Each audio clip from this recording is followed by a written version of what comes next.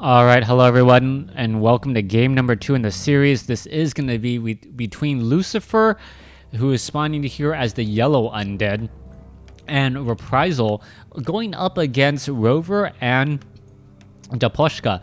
Now, I know Lucifer and Reprisal have been on my channel a fair number of times, and I really don't know much about Rover and Japoshka, but they played extremely well together in that previous matchup. There was a little bit of slow going in the early moments, but I really feel that the overall strategy that Japoshka and Rover was able to come up with and have the right combination of units and just start to slowly tip things in their favor. So we'll see if that happens again here in game number 2, as we are speed building an Altar of Kings by Reprisal, as he is opening up with an Archmage, and it might be a Death Knight as well, but it's going to be a delayed Death Knight, as we're looking at not quite sure why we ping down over here. And it is going to be an Archmage already coming out, so that should be a little bit of a 15-second head start, as the Archmage over here from Japoshka just now being started. Now, Blade Master coming in, no big surprise there. It looks like Rover and Japoshka are starting with their similar 1v1 strategies, each in their own neck of the woods. We should be looking at an Arcane Tower pretty early coming in from the human player as well, as the undead and those Rod of Necromancies can cause such a big problem in the early stages of the game. Now, let's keep an eye on the undead hero and whether or not it is going to be a Death Knight, or if they're going to go ahead and hire up a Tavern hero. The timing could be a Tavern hero, but then again, you're not 100% sure. Militia quickly spotted inside here. There is a Death Knight, but that's no promise of a Death Knight yet until we finally see him on the map. Archmage already out, and it looks like he's going to be creeping out this Goblin Merchant shop. If he can pull this Ogre Magi down and be able to creep and get the Watcher Ward right here, that would be absolutely perfect. That's what you really want and need, as we're looking also at the Militia creeping at the 3322 creep camp.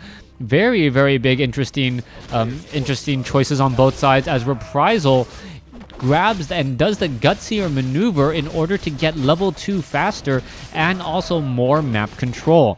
Alright, let's take a look back over here. Blade Master now going after this Ogre Magi off over here. It looks like the Death Knight is going to become the hero of choice. Archmage sitting at level 2 has Talisman of Evasion. Meanwhile, Archmage over here has Claws of Attack +6, which may be given to the Blade Master. Hopefully will be given to the Blade Master, since those items in particular scale so well with that Blade Master. Militia going to clear things up here and get this Archmage to level 2. Meanwhile, Death Knight now out on the field, taking down the giant sea turtles and getting Rods of Necromancy up for the clearing of these sea turtle hatchings and eventually this 3322 creep camp, I believe.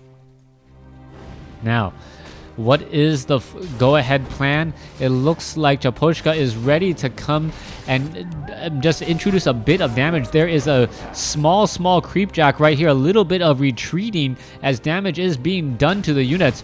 All right, we're going to have a little bit of a stop around right now, as the Militia now being called back over. Reprisal very quick to pull the Militia gun or the Militia trigger to make sure that he is not going to end up falling behind.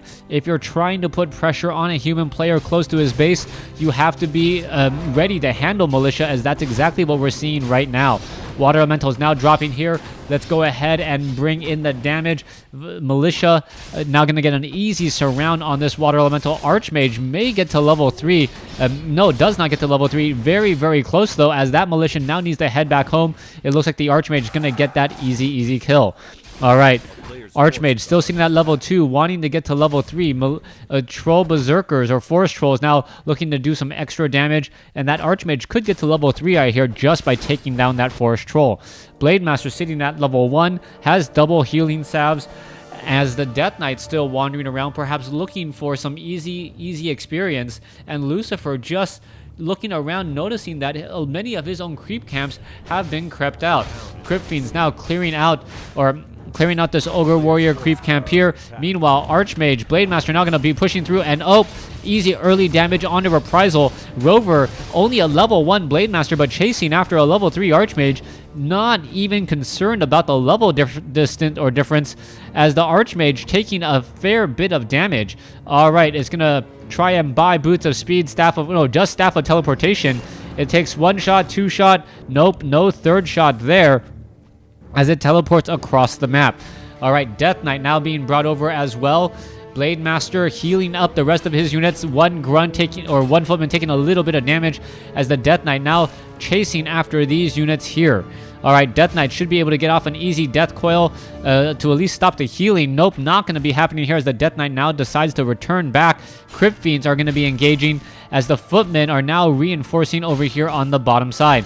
All right, Skeletal Man is still running around. You're taking a look also at Japoshka going after the gargantuan sea turtles, while his opponent is, I guess, at this point distracting and the Archmage and that Death Knight. If he can pick up a very, very useful item and get to level 3, that would be an amazing gathering of experience at this point. And talk about just baiting and switching, purposely buying time. And now with a Wand of Mana Stealing, you can steal essentially a water elemental at this stage in the game, which would be very, very powerful. Archmage now wandering around here. Archmage does not have that, does not have the Wand of Mana Stealing, which you may have been confused about earlier. Wand of Mana Stealing, however, was sold in order to pick up a Potion of Healing. Potion of Healing still very useful here, as we are now looking at a fight in the center of the map. All right, Potion of Healing transferred to the Blade Master. Blade Master ready to go and join in on the fight. Blade Master, however, does a quick wind walk here, takes down one unit, and the potion ends up being the lifesaver there, as the Death Knight fires off a death coil, but too little, too late. One grunt gets focused down by Crypt Fiends there. Meanwhile, Giant Sea Turtle and Gargantuan Sea Turtle are all that are left.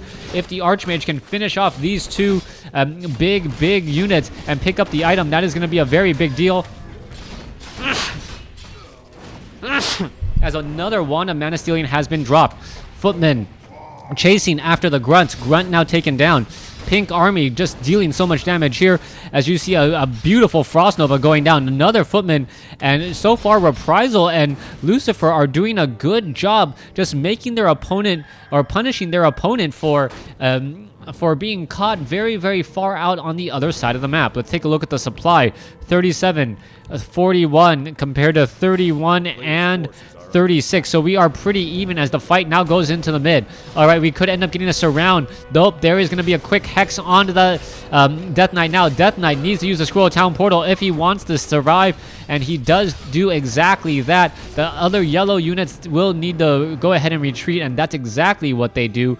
Archmage, Mountain King, level 3, level 1, going up against the Mountain King, Shadow Hunter, Blade Master, Archmage. All right, taking down these center creep camps, very important, as we're looking at perhaps an expansion attempt here in just a moment. Gargantuan Sea Turtle now gonna fall. There it goes, Scroll of the Beast for the Blade Master, as the Blade Master may end up selling that, especially if his opponent does start to grab some Spellbreakers. That's the last thing you want to see, is your opponent stealing your own roar and getting more damage as you end up losing more. All right, let's go ahead and move back over here to the center. You can see that the Lich is sitting at level 1. Gargantuan Sea Turtle now going to get cleared out here, as all of the main 4 creep camps in the center of the map are quickly cleared out. Level 2 now on the Mountain King. Not much to write home about, but that much closer to level 3. All right, Ogre Magi gets taken down there.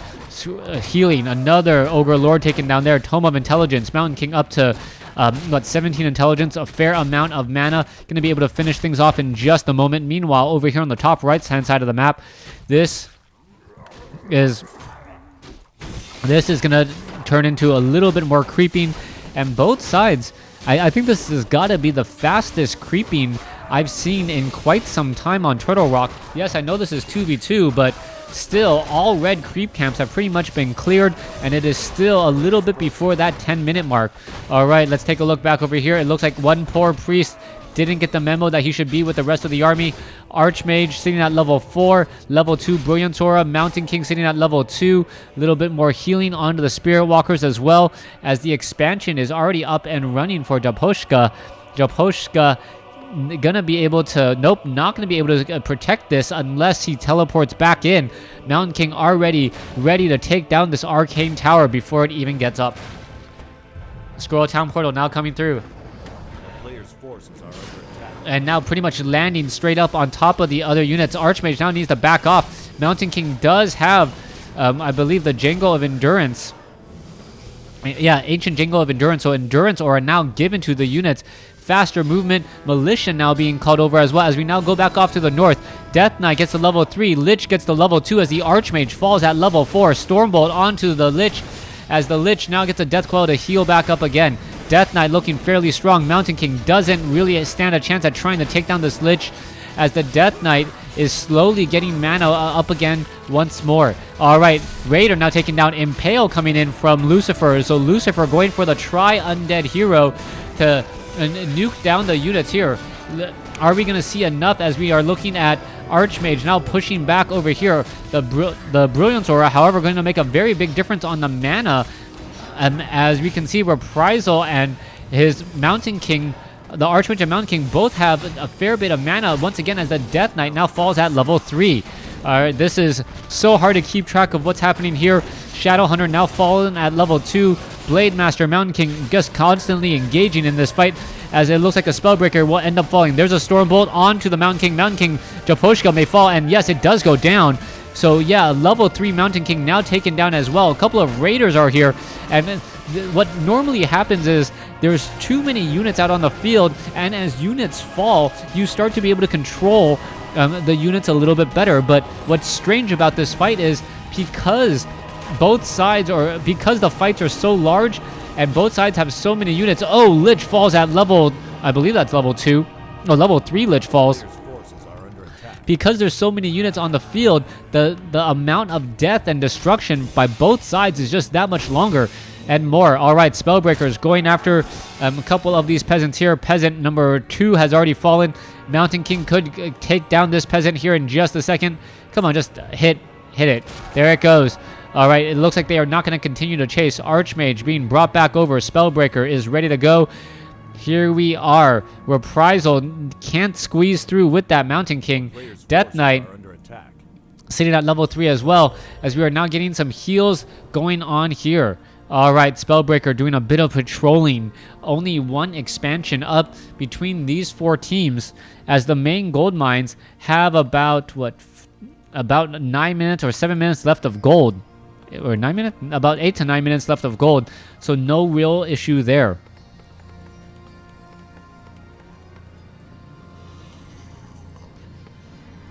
Lucifer only at 31 over 50 supply compared to his partners 58 over 60, 54 over 60, and 50 over 66. So Japoshka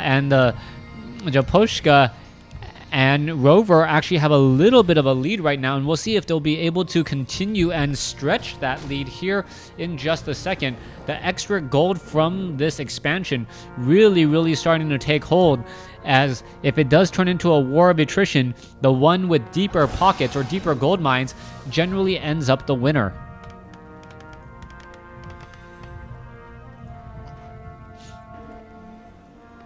Priest now making their way in to join in on the fight.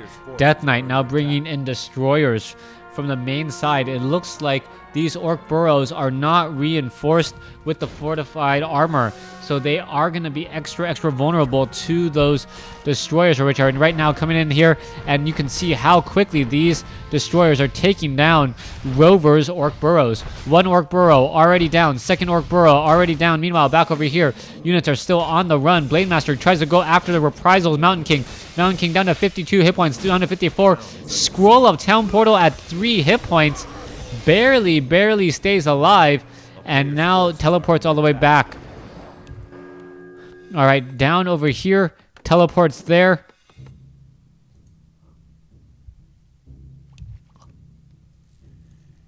As the Troll Bat Rider now making its way into joining on the fight. All right, let's take a look. Burrows. Pretty much all the burrows were taken down. 56/10 for Rover. No real way of doing any sort of training for quite a bit of time, as the number of peasants, well, only a handful of peasants there. He can't even hire up more peasants to start building more orc burrows.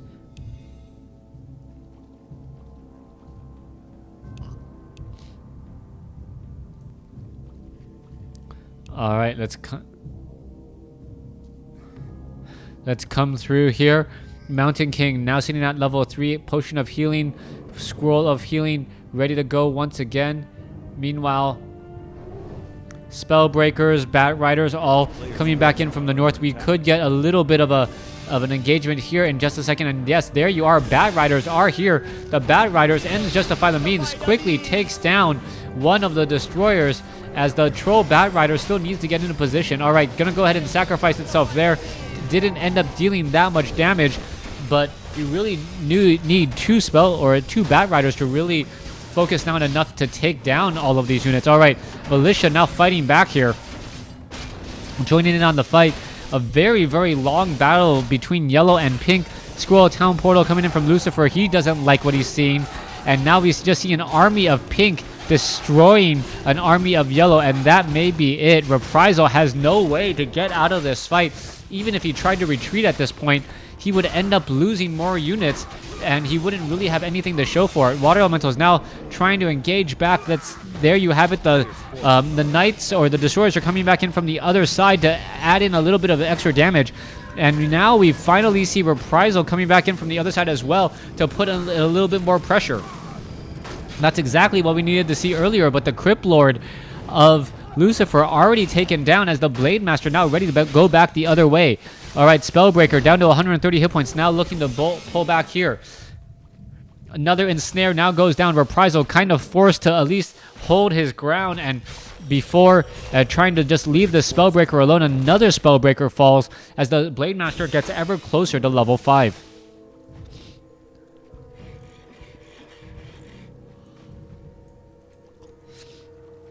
Additional Orc Burrows right off over there. 50/50 supply. New units should be coming in here in just a second. Let's take a look at this gold count. 2,400. That's about 4 minutes left. 2,300. About what is that? About 2.5 or 3.5 minutes left. Yeah, 3.5 minutes left there. As we're looking now at the Blade Master once again going for a bit of retreat. Spellbreakers engaging. Devour Magic. And this fight for Reprisal is actually a really good fight. He does have a bit of home field advantage, but not all the units are here, and that is going to be the big problem. Spellbreakers wanting to take down the Destroyers wanting to take down the Spellbreakers, but unable to do so. Impale now quickly coming in, and is the Impale going to perhaps be enough? I don't believe so, as the Grunt are still falling pretty fast. Spellbreaker now chasing after the Death Knight. Death Knight we're seeing that level 4, tries to turn back around and continuing this push. Let's take a look. Also, Blade Master now, Blade Master now trying to turn around and chase after all these units again. Mountain King now in a little bit of trouble, will be backing off, and it looks like the Death Lord sitting at a little bit of mana. Death Knight with over 350 mana, with much more to go, could in fact just nuke down all of these units. All right, there goes a Crypt Lord. Crypt Lord not getting healed in time by that Death Knight. Animation just a second too long, but there is the GG, as we see Lucifer giving up game number 2 as well. Thanks for watching. Thanks for listening. Hope you guys enjoyed game number 2 in the series. Please stay tuned for the final score.